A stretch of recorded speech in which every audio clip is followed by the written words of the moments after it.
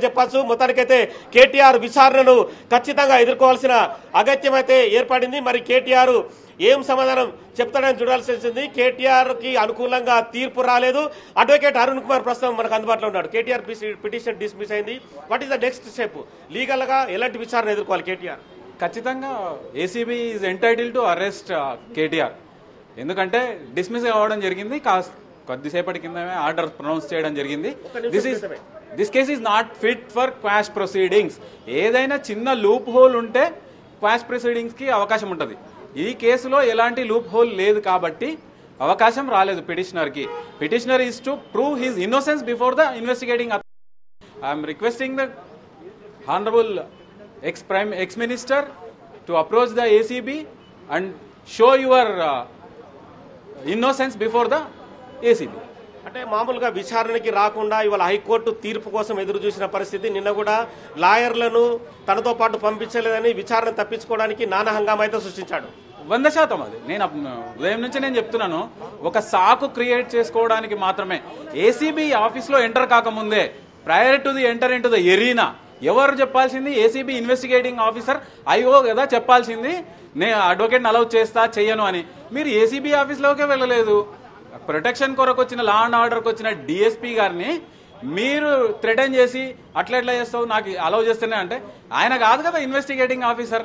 క్లియర్గా కనిపిస్తుంది అక్కడ ఏదో ఒక ఉద్దేశంతోనా, వెస్టెడ్ ఇంట్రెస్ట్తోనా, వెళ్ళిపోవాలన్న ఉద్దేశంతోనా, ఒకవేళ ఏదైనా జరిగితే నన్ను మళ్ళీ రేపు కూడా పిలిచి అరెస్ట్ చేస్తారేమో అన్న అప్రహెన్షన్తోనా కేటీఆర్ అక్కడి నుంచి పారిపోవడం జరిగింది. 100% చెప్తున్నా పలాయన మంత్రం చిత్తగించిండు. Being ex minister for cabinet, how he's playing games with media and ACB. ఇది ఇన్వెస్టిగేషన్ నడుస్తుంది. గవర్నర్ పర్మిషన్ ఇచ్చిండ్రు. ఎఫ్ఐఆర్ జరిగింది, ఎఫ్ఐఆర్ ఇష్యూ చేయడం పడ్డది.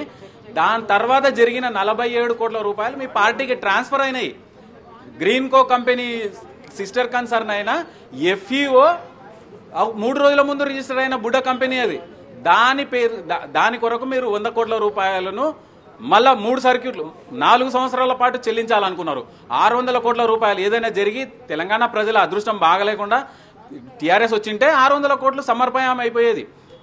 తెలంగాణ ప్రజల తాత జాగీర్. ఇది మీ అబ్బా జాగీర్ కాదు, మీ తాత జాగీర్. కూడా మెయిల్ ఐడి అంటే ఎన్ఫోర్స్మెంట్ మెయిల్ ఐడి కూడా ఇవాళ హైకోర్టులో విచారణ ఉంది, తీర్పు వచ్చే అవకాశం ఉందన్న యాంగిల్ ని కూడా క్రియేట్ చేస్తూ ఇవాళ కూడా విచారణకి హాజరు కాని పరిస్థితి కనిపిస్తుంది.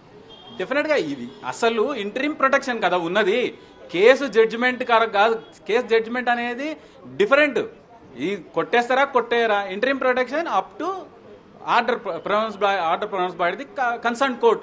అంతవరకే మీకు అరెస్ట్ మాత్రమే స్టే ఉంది, కానీ కేసు మొత్తానికి స్టే అనేది లేదు కదా. డే 1 కోర్టు స్పష్టంగా చెప్పింది ఇన్వెస్టిగేషన్ మే గో ఆన్ అని స్పష్టంగా చెప్పిన తర్వాత ఇన్వెస్టిగేషన్ లో భాగంగా ఏసీబీ మిమ్మల్ని పిలిస్తే మీరు వెళ్లకుండా గొంతెమ్మ కోరికలు కోరుకుంటూ నాకు అడ్వకేట్ కావాలా ఎక్కడుంది? 41D సిఆర్పిసి క్లియర్ గా చెప్తుంది.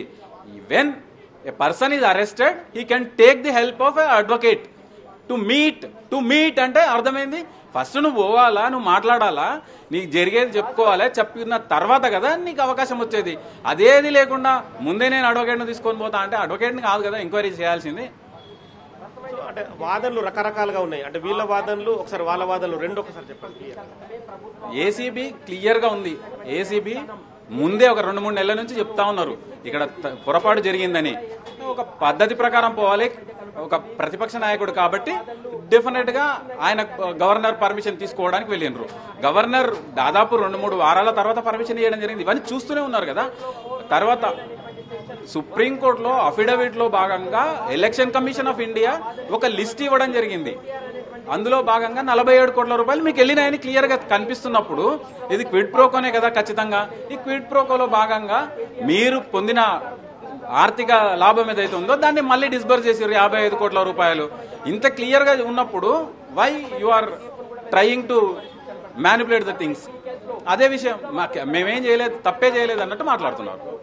సో ఫర్దర్ గా 9వ తారీఖు రోజు విచారణకు మళ్ళీ రావాలని చెప్పి ఏసీబీ నోటీసులు ఇచ్చింది.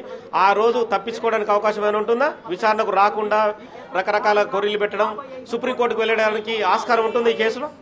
I don't think so. ఎందుకంటే ఈ రోజు కూడా అరెస్ట్ చేసి లీగల్ గానే అంటే న్యాయస్థానాల పరిధిని బట్టే మనం మాట్లాడుకుందాం. రేపటి దాకా వెయిట్ చేయాల్సిన అవసరం లేదు, నోటీస్ దాకా. ఎందుకంటే ప్రొటెక్షన్ పీరియడ్ లో ఆయన నోటీస్ ఇవ్వడం జరిగింది.